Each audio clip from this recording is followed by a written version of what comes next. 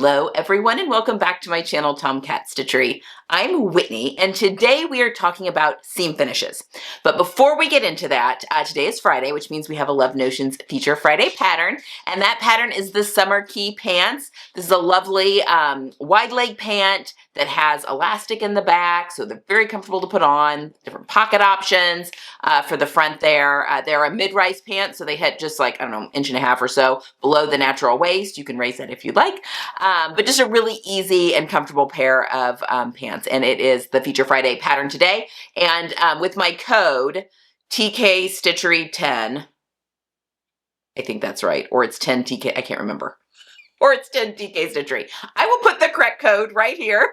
I guess this is like second guessing myself. The code right here for second quarter, that will get you an additional 10% off that sale price. So if you're looking for a great transitional pair of pants, whether you're going into colder weather or warmer weather, this is a really great pattern to choose. So yes, that is today's pattern. Also, quick reminder, we're going to be going about seam finishes today. And if you are making a blouse for the hashtag #SewAprilBlouse25 challenge, a really great video for you today. Just some different ways maybe that you hadn't thought about finishing off those seam allowances on the insides of those blouses. And we are still in the window for the Cashmerette Sloper School. So if that's something that you've ever been interested in doing and getting a sloper that fits you so that you can do some pattern drafting off of it, or just determining what fit adjustments you need to make specifically just to Cashmerette patterns, it's a really great opportunity. The class is $175. It's 11 weeks. However, if you're an all access member, it is free. It's included in the all access, which gives you access to all the patterns and the classes that she offers, all sorts of stuff, like a lot of stuff. And I've got a code Tomcat10 that's going to get you $10 off the all access, the year all access cost, which takes it down to $146 for a full year of the all access, which includes that sloper school. So just wanted to throw those reminders in here. All right, let's talk about seam finishes. So I did a video, I think it was back in October, about 5 ways to take your sewing from homemade to handmade. Just different things you can do to help make it look a little bit, your quality of sewing look just a little bit more professional, and had so many comments on that video that I kind of went back and delved deeper into each of those things with videos on their own, such as there was an interfacing one on pressing, what else? Taking correct measurements was one, I think. Anyway, I think this is the last of the 5 that were from that original video. But today we're going to be talking about 3 different ways to finish your seam allowances if you don't have a serger. So obviously, if you've got a serger, if you're someone that has a serger, I use a serger for my seam finishes about 90% of the time, probably. Not always, but for most part, it's easy. But if you don't have a serger, that's absolutely fine. I'm going to show you 3 different ways that you can finish off the insides of your garment. Number 1, for durability, and number 2, just so it looks nice. It looks pretty on the inside, just like on the outside. So the 3 that we're going to be talking about today is 1, stitch a stitch on that seam allowance. So any of these options, well, not any of these, this first option, I guess, you can press your seam allowances open and finish them off separately, those seam allowances off separately, or you can have those seam allowances together like you would if you were serging, finish them off with a stitch, do your trimming, and then have it finished. It doesn't really change the steps in that one. You could do them either way. Some garments you have to actually press those seam allowances open just because of the construction, but a lot of times you can have those seam allowances together and the pattern will indicate when you can do that. So the first one we're going to be talking about, again, is you're sewing your garment right sides together, and now you're going to go back and do a stitch to finish off that seam allowance so that you don't get any unraveling or making that seam a little bit sturdier. So this is something you would do in lieu of serging the finished edge of that seam. So let's really quickly, and there's 2 different stitches that I primarily recommend when you're finishing off this way. So, but it's the same treatment. It's just 2 different stitches you could use on your sewing machine depending on what your sewing machine comes with. So let's go over to the sewing machine and I'm going to show you how to do that adjustment or that seam finish. Okay, so for this first seam finish, this is just your standard regular seam finish. I've got my 2 pieces of fabric right sides together. just like you'd be sewing any seam. And we're going to pretend that our seam allowances are 5/8 of an inch, because with the other two I'm going to be showing you, that is my preference, and you're going to want to increase your seam allowance to 5/8 if it's not already. Okay, so we're just going to sew per normal. We're just going to sew our stitch. Oh, and I want it on the correct stitch. Just a regular straight stitch.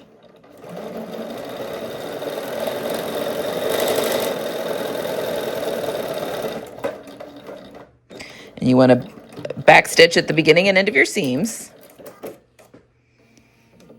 All right, so this is just per normal, just your regular old straight stitch. So now we want to finish this, because if we leave this as is, this is going to fray over time and eventually could pull apart that seam if left undone. So now we want to go back and finish off this seam allowance, number one, so it's not leaving threads on the inside of our top, but also giving it some durability to make our garments last longer. So we have two different, well, there's more than two, but two main options for finishing our seam allowances. The first is, we are going to take a look over here at our machine, is your regular zigzag stitch, which is number 2 here in my catalog. And really whatever comes up when you put to your zigzag stitch is probably fine when it comes to that. So let's take a look at what that looks like.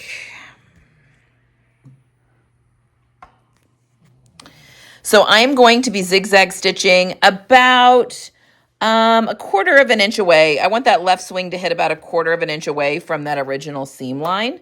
So I am lining up that original seam line on the left part of my presser foot here. So now we're just going to do a zigzag stitch. I'm only going to go about half here, because I'll show you the other here in just a second.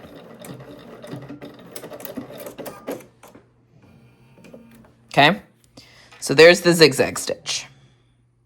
All right, another option over here is the faux, sometimes just called the overlocker stitch, sometimes it's called the faux overlock stitch. On my Bernina, this is a stitch 19, and it looks like this, where you've got a straight line and then it's zigzagging out, okay? This is an overlock stitch there. So now that's what this looks like. We're gonna do the same thing. I wanna line it up in the same area. So I'm lining up that original stitch just to the left of the opening here of my presser foot.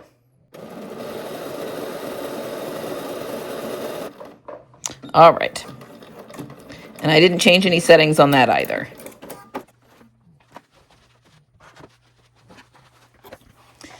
And you'll also notice that I did both of these with the seam allowances together, and I've not pressed anything yet, with the idea that because if I'm serging seam allowances, most of the time I'm actually serging with the seam allowances together, not pressed open. But you can do these, press your seam allowances open and do them on separate sides if the pattern requires you to have your seam allowances pressed open. But the final step here is now we just want to trim our fabric. So we're going to trim our fabric, and we're just going to trim right next to that, as close, when we don't want to trim our stitches, because then that that's, and what's the point of that? So I'm just trimming close to that right swing.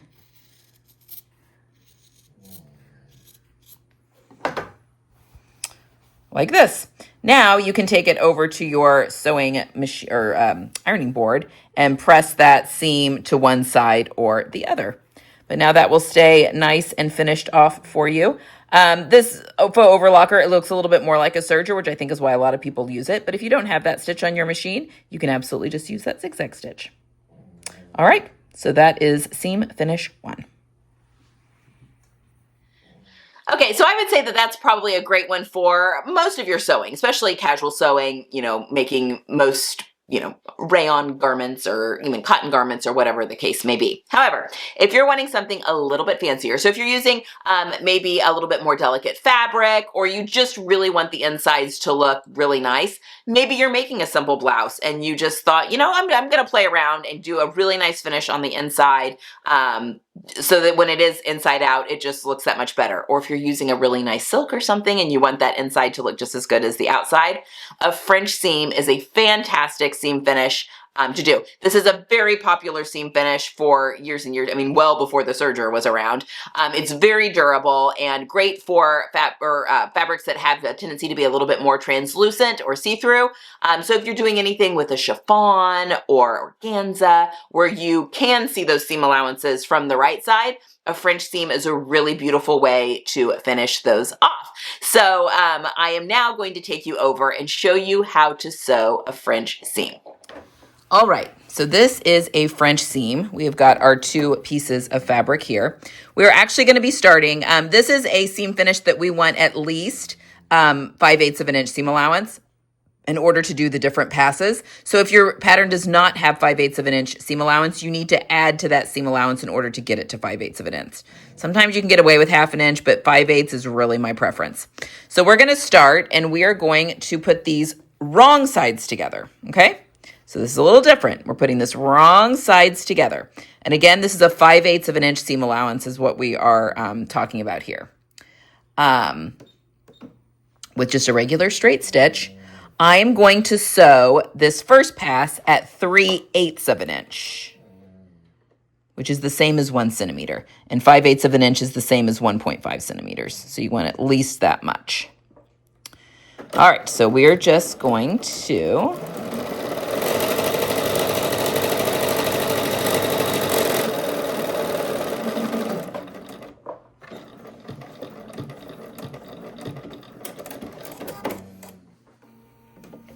all right, so we have sewn a seam at 3/8 of an inch seam allowance.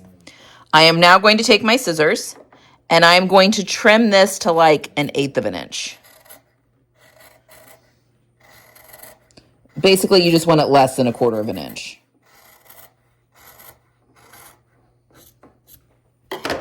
Okay, like so. Now I'm going to go take this to the ironing board. And I'm going to press this seam allowance open as well as I can. Okay, so let me go do that real quick. Okay, so as you can see, this has been pressed open. Now I'm going to go back to the ironing board again, and I'm going to put these right sides together. And I want that seam there.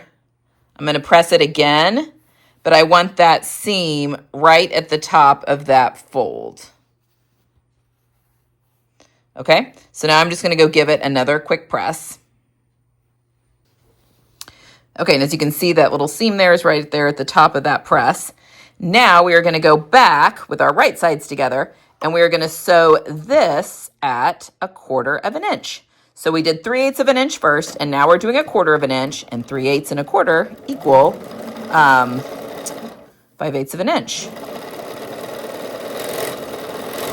And for metric, that would be you sewed a 1 centimeter seam allowance, and now you're sewing a 1/2 centimeter. So 5 millimeter seam allowance. Just like so. And now you can go ahead and press that seam to either side, whichever way that the pattern instructs you to. But now you have a really clean finish here on the right side, as well as a beautiful finish on the wrong side as well. So that is a French seam.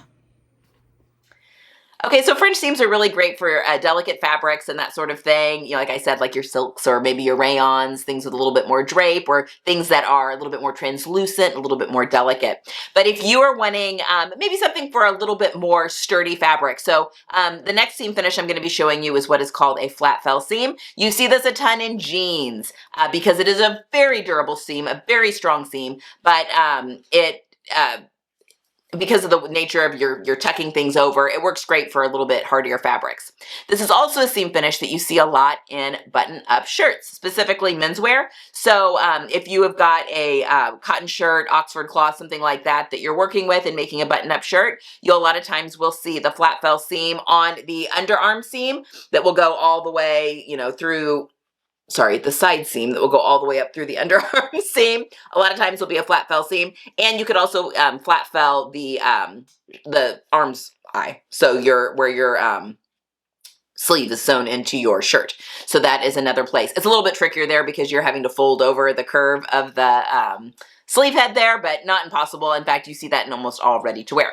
So this is another good one to have in your arsenal. I like this a lot too, even if I'm sewing with like maybe a more considered more delicate fabric, like a silk dupioni. So it's still a silk, but it's a very structured silk. And this flat fell seam finish can be really lovely. And like I said, it's used a lot in jeans and pants and that sort of thing. So let's now go over to the sewing machine and I will show you how to do a flat fell seam. For our final seam finish, I'm going to be showing you how to do a flat fell seam. This one does have top stitching that shows up on the right-hand side, and it could actually have 2 lines of stitching on the right-hand side, depending on which way you do this. And with a flat fell, you can actually do this either way. You can either start off with wrong sides of fabric together and do the flat fell on the inside of the garment, or you can start off with wrong sides together and do the flat felled on, you can start with right sides together and do the flat felled on the inside of the garment, or start with wrong sides together and do flat fell on the outside of the garment. So I'm going to be showing you, typically it is wrong sides together and your flat fells on the outside, but you honestly can do it either way. So it really doesn't matter. Okay, so just like with our French seam, we need this to be at least 5/8 of an inch or 1.5 centimeters of a seam allowance, okay? So now, I mean, you can get away with less, but it's so much easier if you've got at least 5/8. So now we're going to sew with our straight stitch our 5/8 of an inch seam allowance. Okay, so this is different than the French seam already.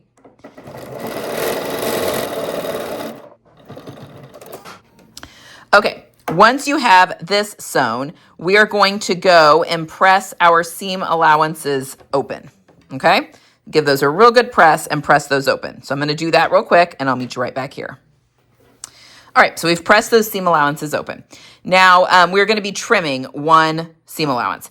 Typically, we are trimming the back seam allowance. If it's pants or if it's shirts, it doesn't really matter. And then our front seam allowance is wrapping the back. So it just kind of depends. But most of the time, it's your back seam allowance. We're going to pretend that this is the back of our garment. And we're just you want to cut this, and we're just eyeballing it. It doesn't have to be perfect. Cutting this in half.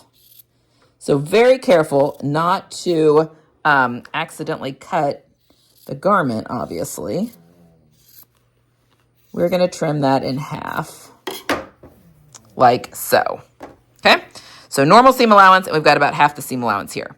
Now we're going to go back to the ironing board, and we're going to press all of this, the larger seam allowance, over the smaller one. So we're pressing the front, in this instance, over to the back. So let me do that really quickly.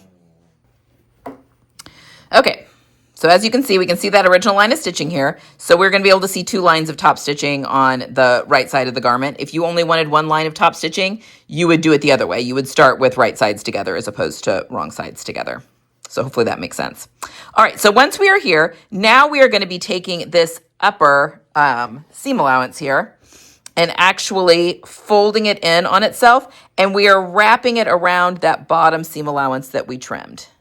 It does not matter, though, really the width of that bottom seam allowance, because we're just taking, if you did a good 5/8 inch seam allowance on that first pass, we're just taking that 5/8 of an inch and folding it to where the raw edge of that meets your original sewing line and giving that a good tuck.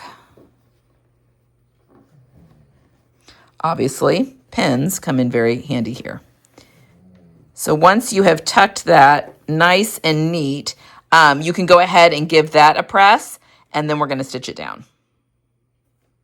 All right, so just so you can see this a little bit better before we sew it down, there's that trimmed seam allowance under here, and we are literally just wrapping that seam allowance around it, and I gave it a really good press.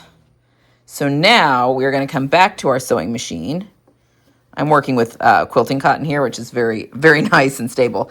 And we're just going to top stitch right along this folded edge at about, 1/16 of an inch or so.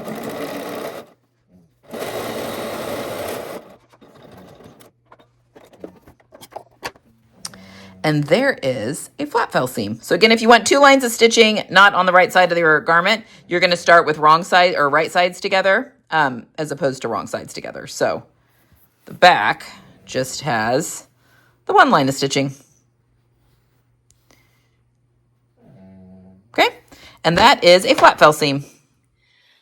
Okay, so there you have it. Those are 3 seam finishes that you can use on a whole host of projects, and all you need is a sewing machine in order to help take that garment from homemade looking into handmade. Again, it gives it a lot more durability and helps your garments to last a lot longer as well. So let me know down below, what of those 3 is your favorite seam finish? And there are a lot of other types of seam finishes that I could have put in there as well. So if you have a seam finish that is your preference that I did not mention, let me know what that is down below as well. I hope this video was educational and you enjoyed it. Leave any questions you have down below as well, and I'm happy to answer those. All right, guys, that is all I have for today. I hope you're having a wonderful Friday. Get some sewing in this weekend, and I'll see you next time.